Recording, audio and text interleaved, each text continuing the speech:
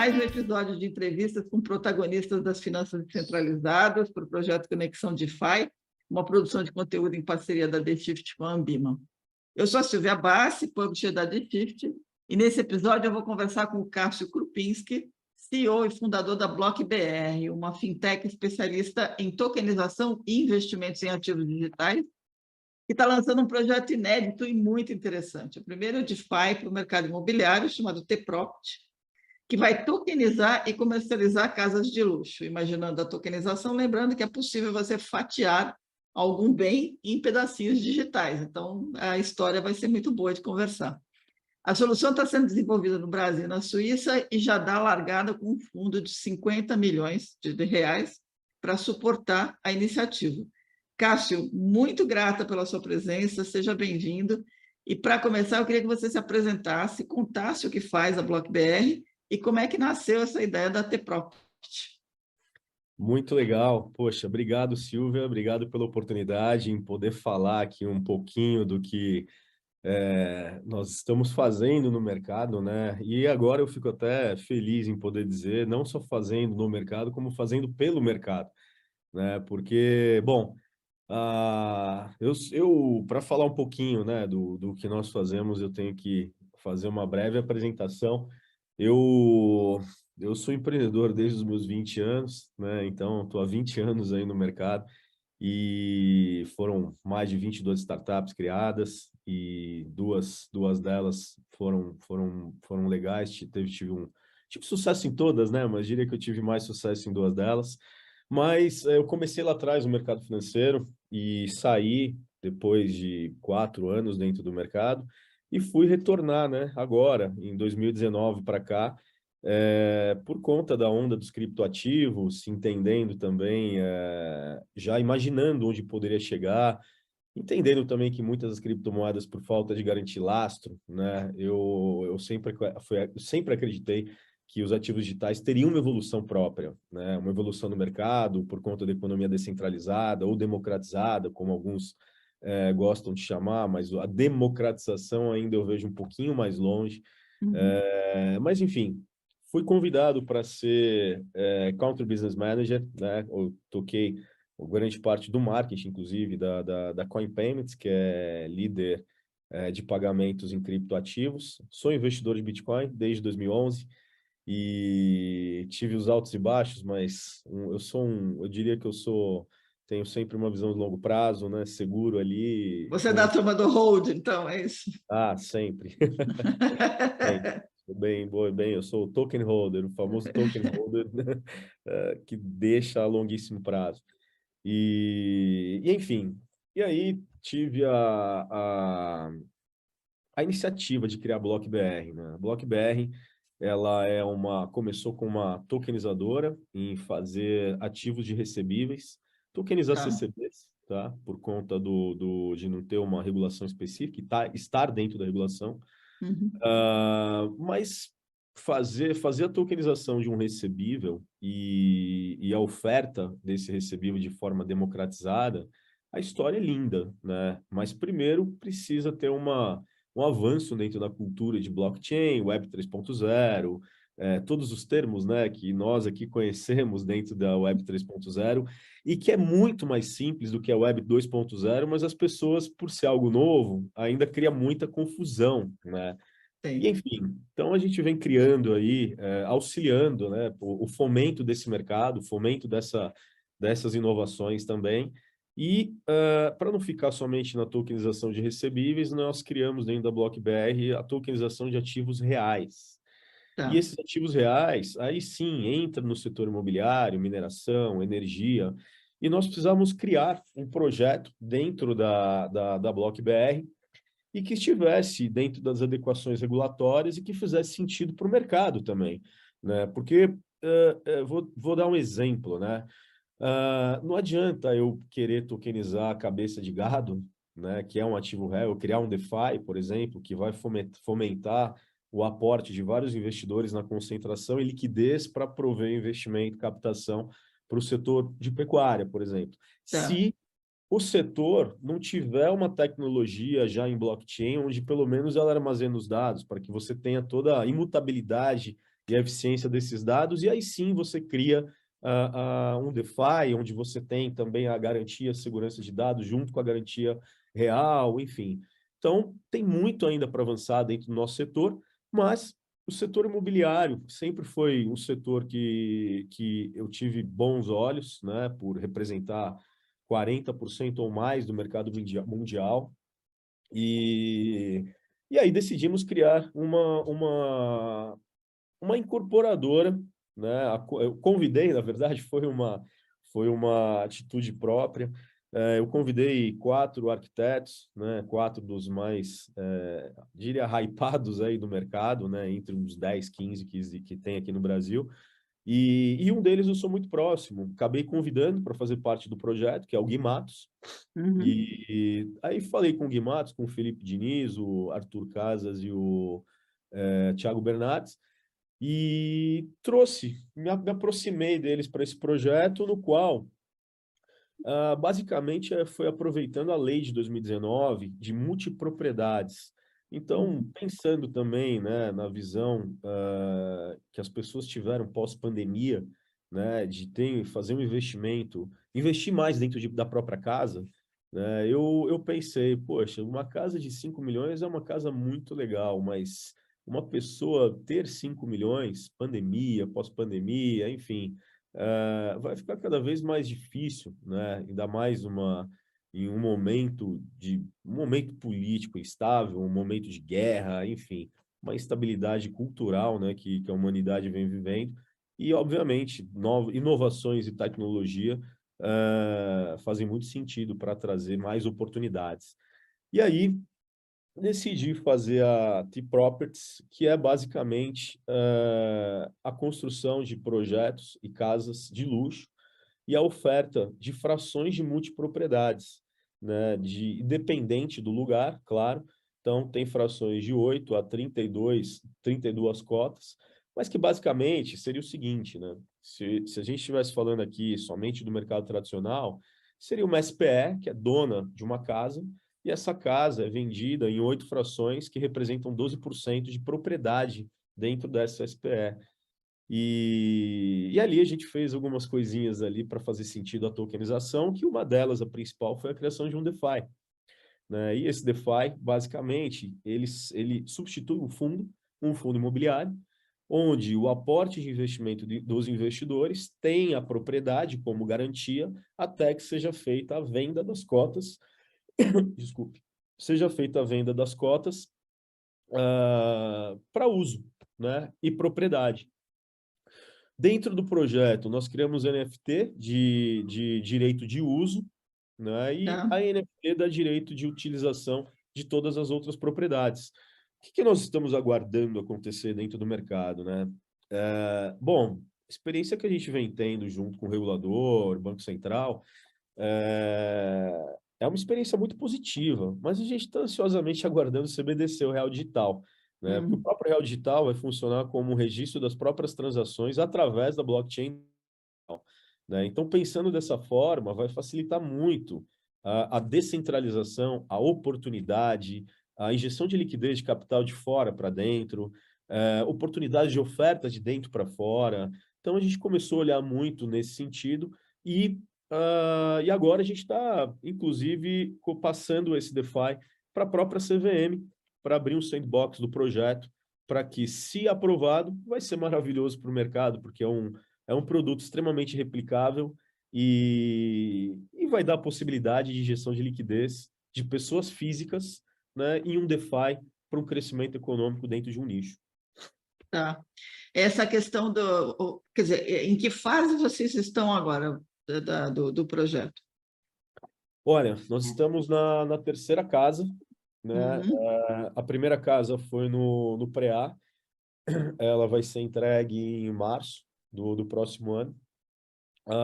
Nós agora fechamos em Fernando de Noronha também, e Campos do Jordão, e Trancoso também, são 4 casas. Tá. O próximo passo é a injeção de liquidez dentro desse DeFi, fazendo algumas captações fora, e eu acredito que atingindo um determinado volume, esse token, obviamente, poderá ir para o mercado secundário. Mas o mercado secundário não é algo que temos pressa, né? A nossa visão é muito mais de médio prazo, e entendendo também como o próprio real digital vai facilitar as transações dentro da nossa operação.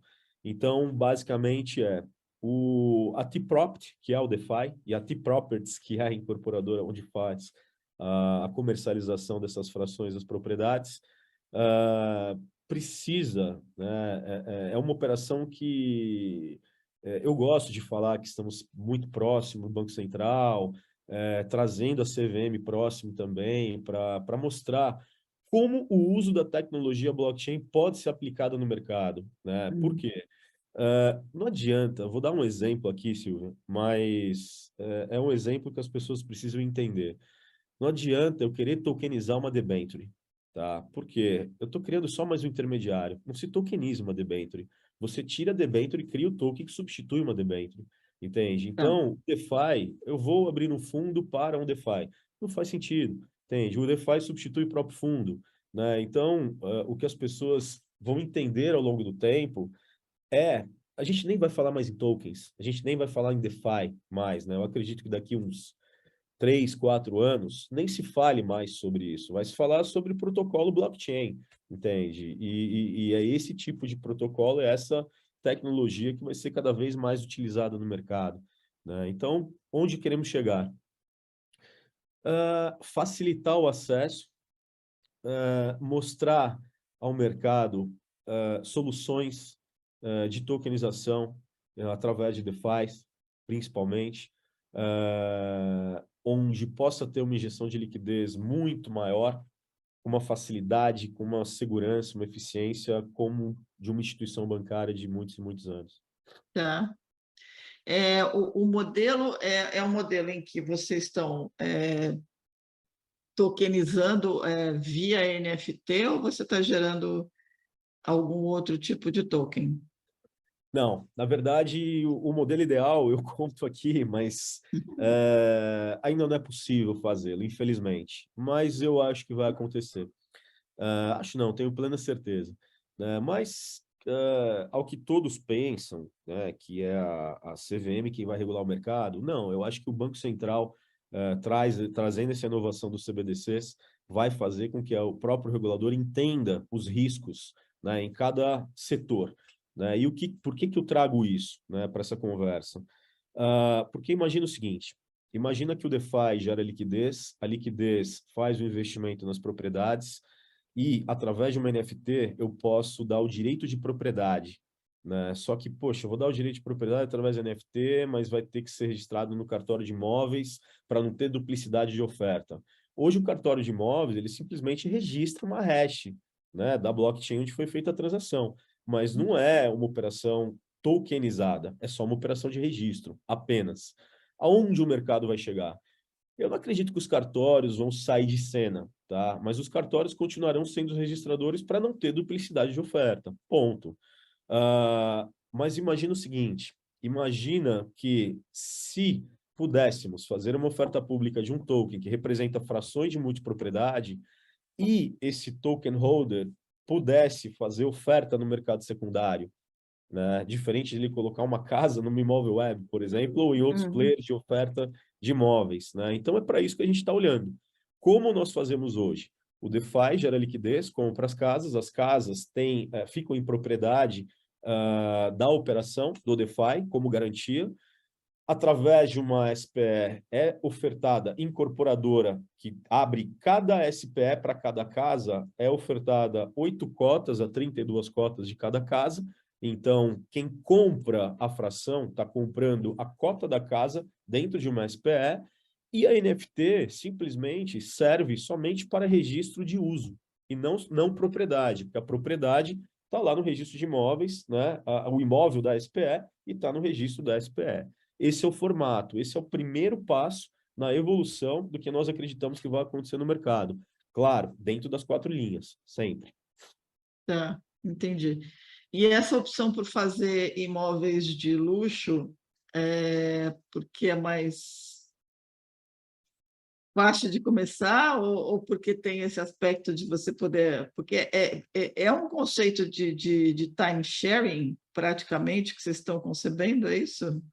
Eu diria que é um meio termo entre timesharing e multipropriedade, né? Timesharing, nem sempre o, o dono da cota é dono da propriedade, né? Uhum. Pode ter um vencimento, pode ser um direito de uso apenas e nem sempre propriedade. E a multipropriedade é a propriedade 100%, né, da sua cota, né? Então eu diria que é um meio termo. Por quê? Dentro da T-Properties, nós criamos um projeto que se chama T-Club, e as NFTs fazem sentido porque o token holder tem direito de usar as outras casas da rede, né? Então, onde a gente quer Tá. chegar com isso? Basicamente, provar para o mercado, né, que a multipropriedade ela pode ser consumida, já é uma cultura fora do Brasil, né? Só que não se chama multipropriedade lá fora, chama multifamily. E no Brasil, o timesharing é um pouquinho mais forte nesse sentido, porque talvez as cotas sejam menores, mas respondendo sua pergunta, por que o mercado de luxo? Ah, putz, bom, eu diria que por relacionamento, eu por conhecer os arquitetos que trabalham para o mercado de luxo, tem bons projetos dentro do mercado de luxo, e também para poder democratizar, de certa forma, o uso, o desejo, o sonho, a aquisição, né? Eu acho que esse é o principal objetivo, né? Quando a gente fala, por exemplo, e eu falo por história própria também, tá, Silvia? Eu sou um apaixonado por esportes. Poxa, quem não sonha ter uma casa pé na areia para descansar de vez em quando, né? Poxa, a pandemia disse muito sobre isso, né? Por todo mundo dentro da sua própria casa, mas muitos sonhando, poxa, como eu valorizo o mar, como eu valorizo o campo, como eu valorizo a natureza, ou um lugar que eu goste para se deitar numa rede e ler um livro, né? Então, as casas de luxo é o topo da pirâmide, eu diria, para ir descentralizando, de certa forma, essa cultura, né? Mas, obviamente, o que nós queremos para a T-Properties é se tornar mesmo, torná-la uma operação AAA, né? Para que você quer ter acesso a uma casa de 20 milhões, ok, desembolsa aí 2 milhões 750, por exemplo, você vai ter 44 dias de propriedade, aliás, 44 dias de uso ao ano, onde você pode alugar, fazer receita, enfim. E se você quiser vender sua cota de 12% dessa casa, você vai vender no mercado secundário lá na frente ou no mercado tradicional, vendendo a cota da SPE, né? E aí tem a Tá. valorização, obviamente.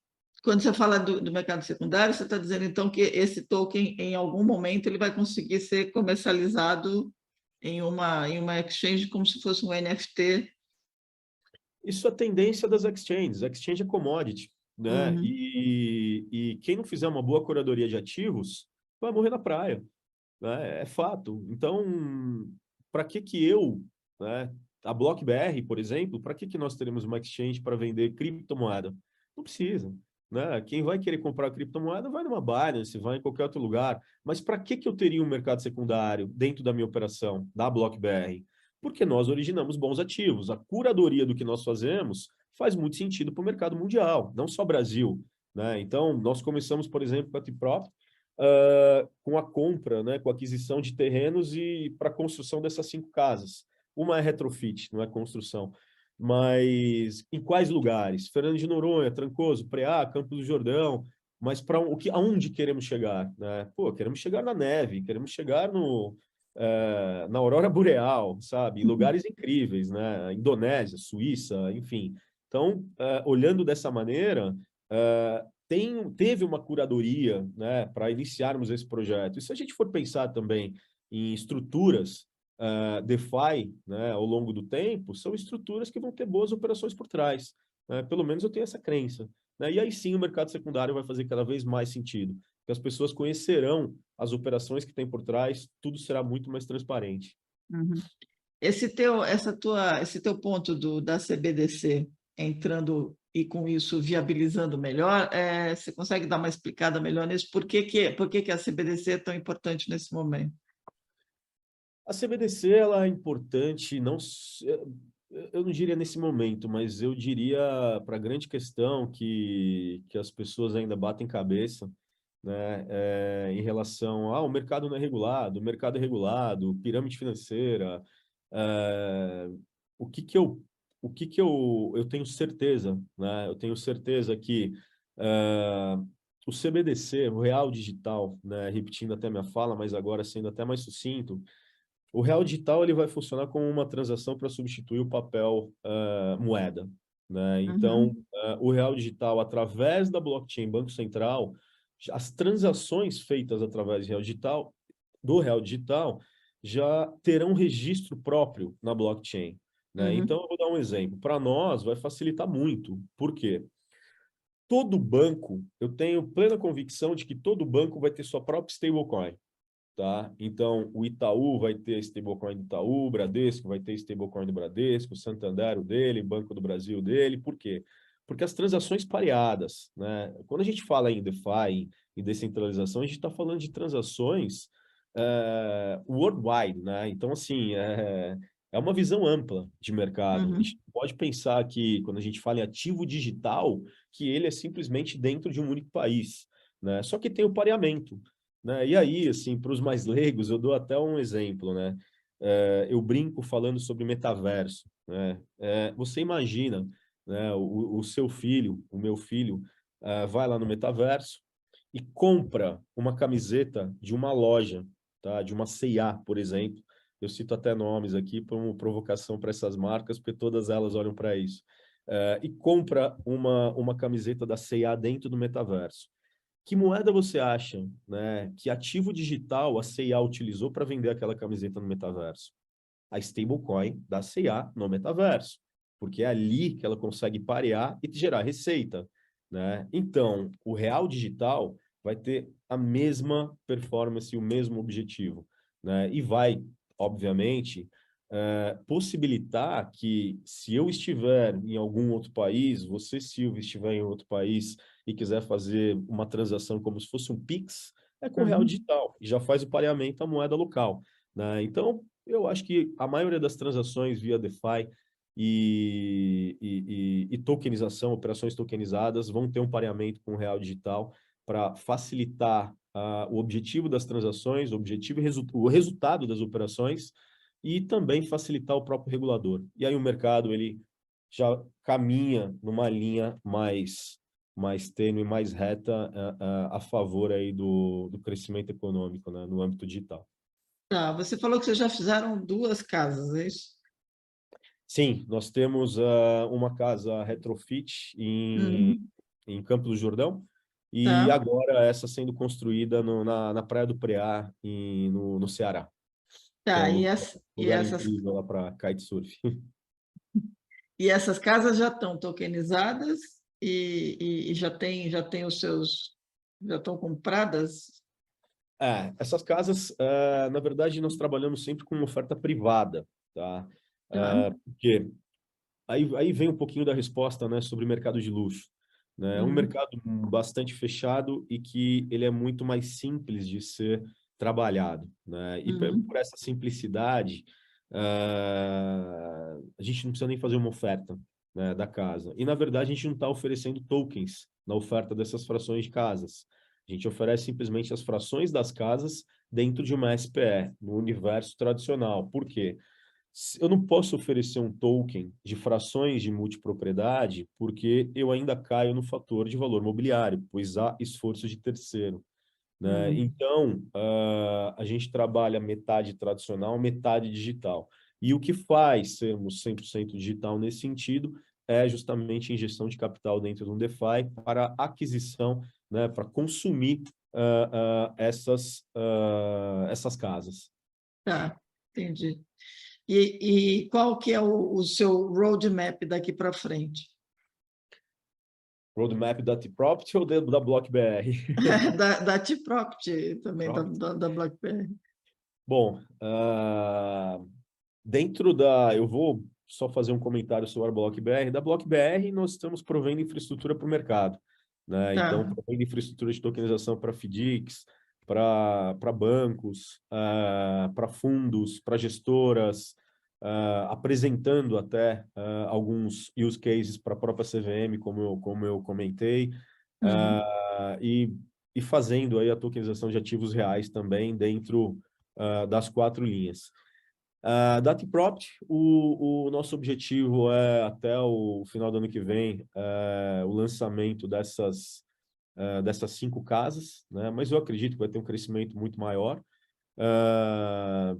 E, obviamente, aguardar aí pelo Real Digital, que vai ser muito, muito bacana para nós, para poder ajudar o mercado a ter uma autorregulação, né, dentro do que a gente vem provendo de soluções e inovações. E dentro de alguns nichos, né, não somente dentro da T-Property.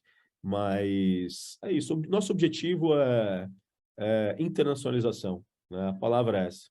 É tornar essa operação global para que tenha injeção de liquidez e a gente consiga realizar um bom trabalho de uma forma muito segura, com muita solidez, e mostrando que o Brasil está fazendo dentro da comunidade Web3.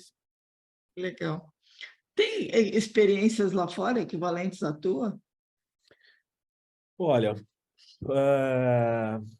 Silvio, eu vou fazer um comentário natural de todo o mercado que ele é novo. As experiências foram muito imaturas, Hum, porque quem chegou primeiro, 2019, 2020, e teve ansiedade em fazer alguns lançamentos, acabou errando, né? hum, Porque não soube caracterizar muito bem o token, não soube colocar as informações devidas no white paper, o próprio time, né, o legal team, o time jurídico, não tinha tanta expertise também de saber para que caminho iria, né? O que é uhum, valor mobiliário dentro da tokenização? O que é valor mobiliário dentro de uma oferta de token? Tudo bem, não pode ter esforço de terceiro, mas é meio redundante. Se você for pensar, explicar isso para um dono de um ativo, explicar isso para o mercado, né? Então, eu acho que agora já teve uma evolução muito grande, né, em realmente saber quais as necessidades do mercado e, principalmente, né, a necessidade do investidor, a necessidade do regulador.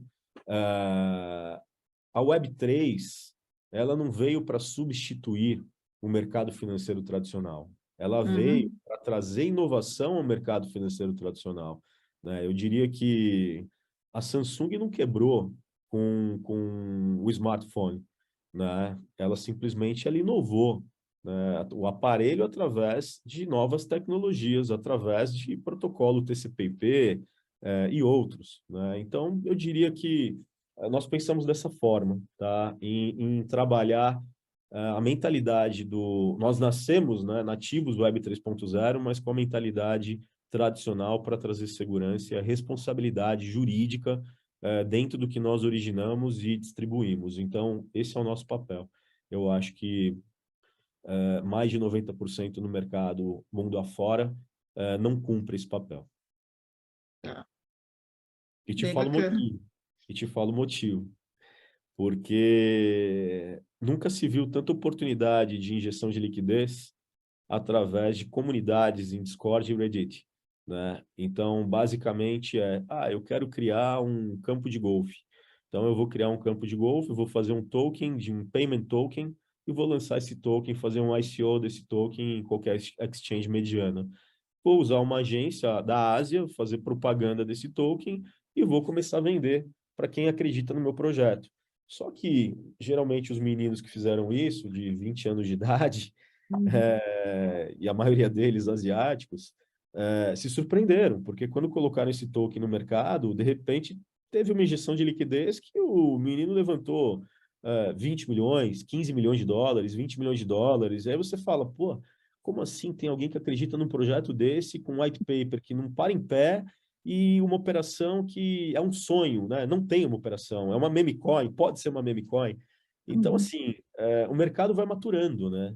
E é isso que a gente vem fazendo para domesticar e trazer mais e mais e mais informação, como que ele precisa ser trabalhado, de que forma que a gente consegue tornar esse mercado seguro, né? Esse é nosso papel. Tá. De fato, a gente tem que separar muito bem o que, que é o joio do trigo, a armadilha do projeto que realmente para em pé, né? É um mercado muito experimental. Exato, Muito exato. bacana, muito legal. E por que a Suíça? Suíça tem não é uma história antiga, é uma história de 2 anos para cá. Ah, bom, eu praticamente morei em Dubai durante a pandemia e lá foi meio que o centro, né, do mundo por não ter fechado 100%, né? E muitos negócios continuaram acontecendo através de Dubai, porque o mundo não poderia parar. Uhum, E muito se falou que nos Emirados Árabes seria a própria Dubai seria um centro, né, de inovação e um hub de tecnologia Web 3.0, enfim, criptomoedas e tal. E de lá eu acabei tendo contato com pessoas aqui do Brasil e de fora e acabei conhecendo a Crypto Valley. E a Crypto tá. Valley é uma comunidade em Zug, na Suíça, que já trabalha aí para o fomento do mercado, né, e para os órgãos regulatórios também, na Suíça, na própria Suíça, e foi criada por um grupo muito interessante de pessoas do setor financeiro, banqueiros, enfim, e que tem esse olhar, né, de inovação para a Web3, para criptomoedas, essencialmente. E, e o fomento, né, através do Crypto Valley, me chamou muita atenção. Eu comecei a conversar com várias pessoas de diferentes países através deles e fui explorando diferentes nichos, né?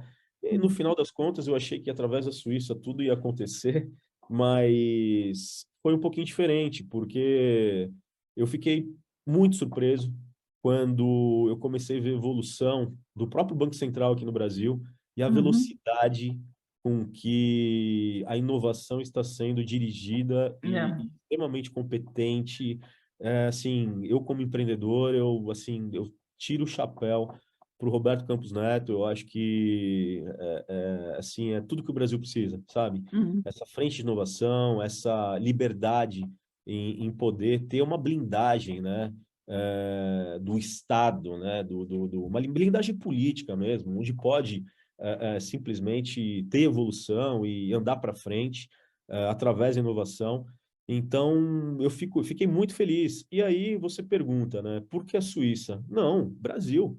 100% Brasil. Acho que hoje é maravilhoso trabalhar próximo à SEC, Estados Unidos, trabalhar na Suíça também, até mesmo fazer uma operação Brasil-Dubai, mas o Brasil, para mim, é o berço da inovação, cheio de oportunidades, e dentro do que nós fazemos em auxiliar o fomento da tokenização, essa nova tecnologia, para soluções através dessa nova tecnologia para o sistema financeiro tradicional, é o que motiva muito e, assim, de novo, repetindo, não querendo ser repetitivo, esse é o nosso papel e aqui estamos super felizes.